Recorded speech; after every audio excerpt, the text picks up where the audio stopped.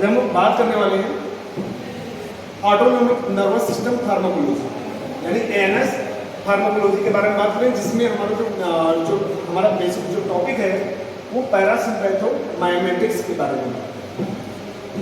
तो सबसे पहली चीज ये कि पैरासिम्पैथेटिक ऑटोनोमिक नर्वस सिस्टम के autonomic nervous system is a part of peripheral nervous system that controls involuntary function of body to maintain homeostasis.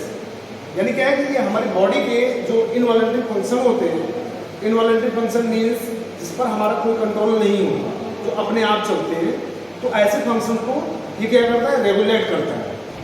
तो इसमें जो फंक्शन आते हैं उनमें कुछ एग्जांपल दिए हुए हैं, जिसमें इसमें कार्डियोवैस्कुलर फंक्शन आता है। पहला कार्डियोवैस्कुलर फंक्शन में ये हार्ट रेट को कंट्रोल करता है। सेकंड है हमारा रेस्पिरेटरी फंक्शन, रेस्पिरेटरी सिस्टम में रेस्पिरेटरी फंक्शन में ये जो है रेस्पिरेशन रेट या फिर जो ब्रीदिंग रेट को कंट्रोल करता है। थर्ड है हमारा डाइजेस्टिव फंक्शन, डाइजेस्टिव फंक्शन में ये पेरिस्टाल्टिक मूवमेंट और इसके अलावा जो गैस्ट्रिक सेक्रेशन होते हैं, ठीक है, उसको ये रेगुलेट करते हैं। फोर्थ है हमारा फोर्थ है यूरिनरी फंक्शन। यूरिनरी फंक्शन क्या है, इसमें जो ग्लोमेरुलर फिल्ट्रेशन रेट होता है या फिर जो रीअब्जॉर्प्शन होता है, ठीक है, उसके रेट को कंट्रोल करता है। या फिर जो है सीधा सीधा बोले तो यूरिन आउटपुट या फिर जो यूरिन की जो आउटपुट फ्रीक्वेंसी होती है उसको कंट्रोल करना होता है। इसके अलावा रिप्रोडक्टिव फंक्शन,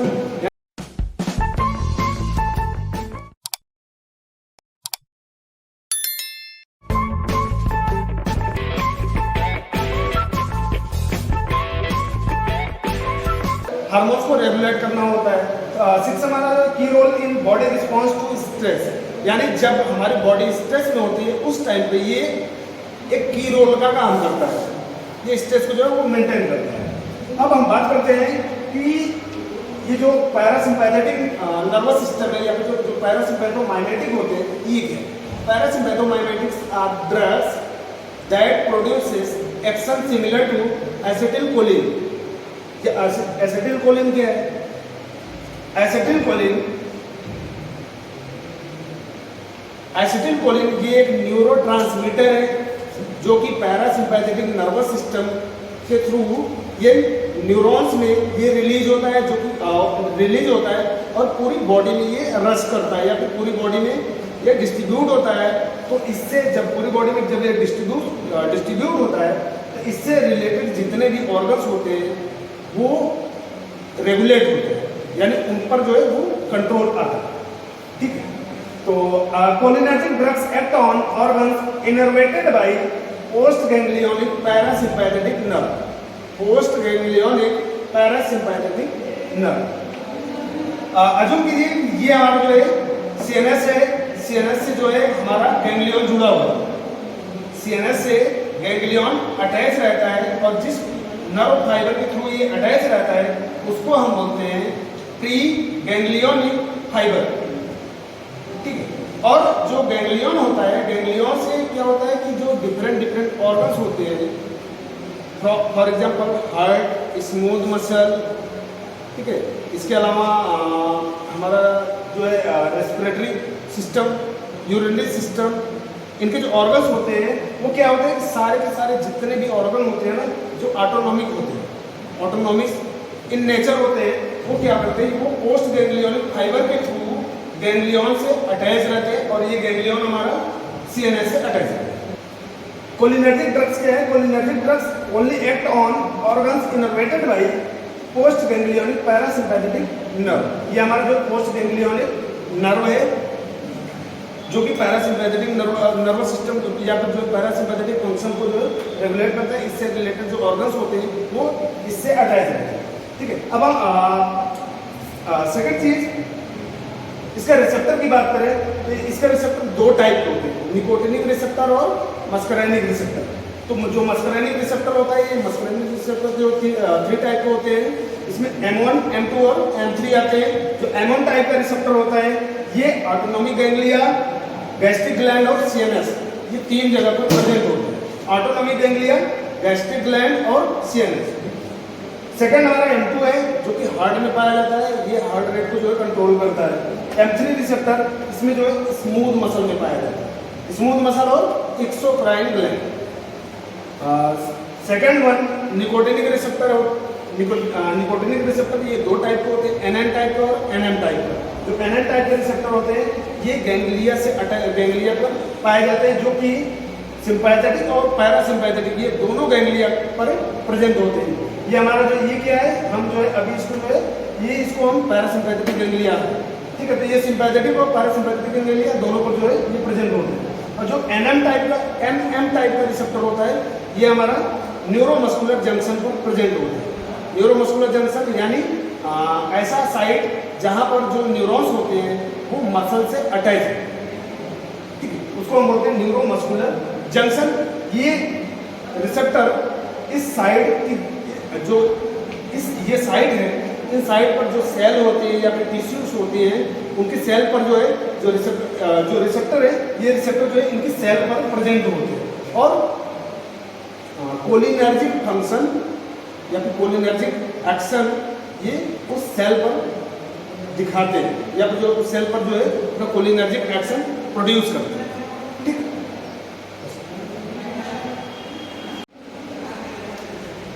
अब हम बात करने वाले हैं ऐसे एक्शन या फिर जो ऐसे इफेक्ट जो कि कोलिनर्जिक रिसेप्टर के थ्रू मीडिएट होते हैं, यानी effect mediated by cholinergic receptor. तो जैसा कि हमने बताया मैंने बताया कि जो है ये दो टाइप के रिसेप्टर होते हैं इसमें, निकोटिनिक और मस्कराइनिक। तो जो निकोटिनिक रिसेप्टर है ये निकोटिनिक एक्शन देगा, जो मस्कराइनिक रिसेप्टर है ये मस्कराइनिक एक्शन देगा। तो जो निकोटिनिक एक्शन है ये जो है निकोटिनिक रिसेप्टर के थ्रू मीडिएट होते हैं। जैसा कि मैंने बताया कि जो रिसेप्टर होते हैं ये रिसेप्टर जो है ये सेल पर होते हैं, ठीक है, ये सेल पर होते हैं, ये ड्रग को अपने साथ बाइंड करते हैं और सेल पे जो है यहाँ पर इफेक्ट प्रोड्यूस करते हैं, ठीक है। तो क्या है कि जो एनएन टाइप के रिसेप्टर है ये क्या करते हैं, ये जो गैंग्लिया होता है उसको स्टिमुलेट करते हैं, सिंपैथेटिक और पैरासिम्पैथेटिक गैंग्लिया। क्योंकि जो एनएन टाइप का जो रिसेप्टर था ये सिंपैथेटिक और पैरासिम्पैथेटिक गैंग्लिया दोनों पर प्रेजेंट होता है। तो ये गैंग्लिया को स्टिमुलेट करता था, यानी जो गैंग्लिया का फंक्शन होता है उसको थोड़ा सा बढ़ा देता। और ये जो और बाकी जो एनएन रिसेप्टर का जो फंक्शन, एनएन टाइप का जो रिसेप्टर है इसका जो फंक्शन है इसको ब्लॉक कर सकते हैं। इसको कौन ब्लॉक करता है, इसको पेंटामिथोनियम या फिर हेक्सामिथोनियम, पेंटामिथोनियम या फिर हेक्सामिथोनियम ये क्या करता है, ये जो एनएन टाइप जो रिसेप्टर है उसका जो फंक्शन है, एनएन टाइप रिसेप्टर का जो फंक्शन होता है उसको ये सेलेक्टिवली ब्लॉक कर देगा, ठीक है। जो एनएम रिसेप्टर है, एनएम रिसेप्टर ये जो है क्या करता है, ये स्केलेटल मसल पे पाया जाता है, न्यूरोमस्कुलर जंक्शन साइड, ठीक है। तो वहाँ पर ये क्या करता है कि ये कॉन्ट्रैक्शन काज करने की वजह से क्या होता है, मूवमेंट। अगर मसल में कॉन्ट्रैक्शन होता है तो मूवमेंट, ठीक है। तो ये स्केलेटल मसल कॉन्ट्रैक्शन काज करता है या फिर इसका जो इफेक्ट है वो स्केलेटल मसल को कॉन्ट्रैक्ट करना होता है। और इसका जो एक्शन है वो कौन ब्लॉक करता है, डी ट्यूबोकुरारिन, यानी अगर इसका एक्शन अगर ज़्यादा हो जाए तो ये इसको सेलेक्टिवली ब्लॉक करता है, ठीक है। सेकंड हम बात करेंगे मस्कराइनिक एक्शन, यानी ऐसे एक्शन या फिर ऐसे इफेक्ट जो कि मस्कराइनिक रिसेप्टर के थ्रू मीडिएट होते हैं। तो इसमें सबसे पहला जो है ये हमारा हार्ट है, तो ये क्या करता है, हार्ट रेट को कम कर देता है। अभी हम थोड़ा सा बात करेंगे, अभी इसके बाद जो है हम थोड़ा सा डिस्कस करेंगे क्यों करता है। सेकंड है इंक्रीज ग्लैंडुलर सेक्रेशन, यानी जो ग्लैंड होता है, ग्लैंड से जो हार्मोन सिक्रेट होते हैं, ठीक है, वो सेक्रेशन को क्या करता है, बढ़ा देता है। थर्ड है कॉन्ट्रैक्शन ऑफ स्मूथ मसल, ये smooth muscle intestinal smooth muscle और ब्रोंकियल स्मूथ मसल, यानी ऐसे स्मूथ मसल जो इंटेस्टाइन में पाए जाते हैं और दूसरा जो हमारे ब्रोंकाई में पाया जाता है, यानी रेस्पिरेटरी सिस्टम, ठीक है। तो यहाँ पर क्या करता है, ये कॉन्ट्रैक्शन काज करता है। अब सोचिए अगर इंटेस्टाइन में अगर कॉन्ट्रैक्शन काज करेगा पेरिस्टाल्टिक मूवमेंट वो बढ़ जाएगा, जिससे क्या होता है जो फूड पेरिस्टाल्टिक मूवमेंट है ये जो है एक ऐसा मूवमेंट है जीआईटी का जो कि फूड को ट्रेवल करने में हेल्प करता है। यानी जैसे हम खाना खाते हैं तो खाना अपने आप वो नहीं जाता, जो हमारा गैस्ट्रोइंटेस्टाइनल ट्रैक्ट होता है, जीआईटी होता है, उसकी जो स्मूथ मसल होती है उनमें कॉन्ट्रैक्शन होती है, जिसकी वजह से वो फूड जो होता है वो डाइजेस्ट होते वो एक जगह से दूसरी जगह ये जो है ट्रांसपोर्ट होता है।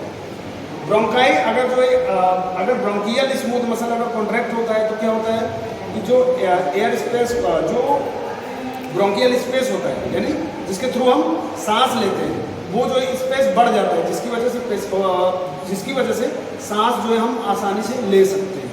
ठीक है, और इसका जो एक्शन होगा, यानी जो मस्करेनिक एक्शन होगा, इसको ब्लॉक कौन करता है? एट्रोपिन। यानी अगर कह दे कि ये जो है एसिटिलकोलिन अगर इसको जो है इतने फंक्शन को रेगुलेट करता है, बढ़ाता है, तो ये एट्रोपिन क्या करता है? एसिटिलकोलिन के इफेक्ट को ब्लॉक करता है। अभी हम लोग बात करेंगे कि ऐसा क्यों, क्योंकि जब हमने जो है पैरासिम्पैथेटिक नर्वस सिस्टम की बात की थी, तो पैरासिम्पैथेटिक नर्वस सिस्टम को रेस्ट एंड डाइजेस्ट बोलते हैं, यानी रेस्ट एंड डाइजेस्ट, यानी जब भी हम रेस्ट पे होते हैं, फॉर एग्जाम्पल जब हम सोने वाले होते हैं, जब हम अपने बिस्तर पे होते हैं, तो उस टाइम पे क्या होता है? उस टाइम पे हमारा जो हमारा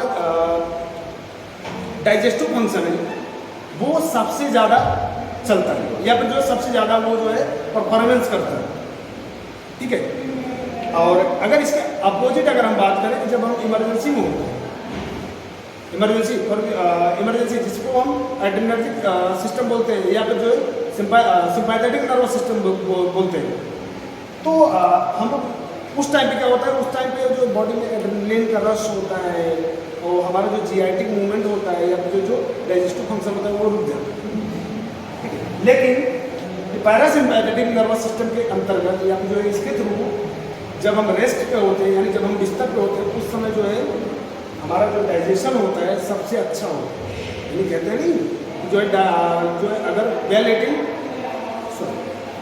जो है अगर आप कुछ खाए हो, अगर आपको डाइजेस्ट नहीं हो रहा है तो आप जो यूजुअली आप सो जाओ, बस आप रेस्ट करोगे, वो अपने आप डाइजेस्ट हो जाएगा।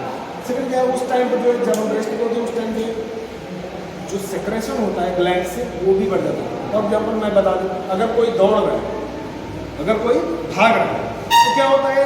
जो सलाइवा का सेक्रेशन होता है वो रुक जाता है। क्यों रुक जाता है? इसकी वजह से ड्राइनेस होता है, माउथ ड्राई हो जाता है। ठीक है, माउथ ड्राई हो जाता है। लेकिन जब हम रेस्ट पे होते हैं, उस टाइम पे सलाइवेशन ज़्यादा होता है। जो हमारा सैलिवरी ग्लैंड होता है वो सलाइवा का सेक्रेशन करता है, more and more large amount में सलाइवा वो सेक्रेट करता है। सलाइवा क्या है? ये डाइजेस्टिव ये जो है एक डाइजेस्टिव सलाइवा जो है ये डाइजेशन में हेल्प करता है। ठीक है, और इसका जो देखिए जो मस्कुलिनिक एक्शन है इसका इफेक्ट कौन ब्लॉक करता है? एट्रोपिन। ठीक है, जो निकोटिनिक एक्शन है इसको कौन ब्लॉक करता है? पेंटापिरोनियम या पेंटामिथोनियम या फिर हेक्सामिथोनियम, और सेकंड डी फ्यूबोकुरोनियम। इसका सिंबल सिर्फ इतना ही है, ये जो है एक्शन ब्लॉक करेगा।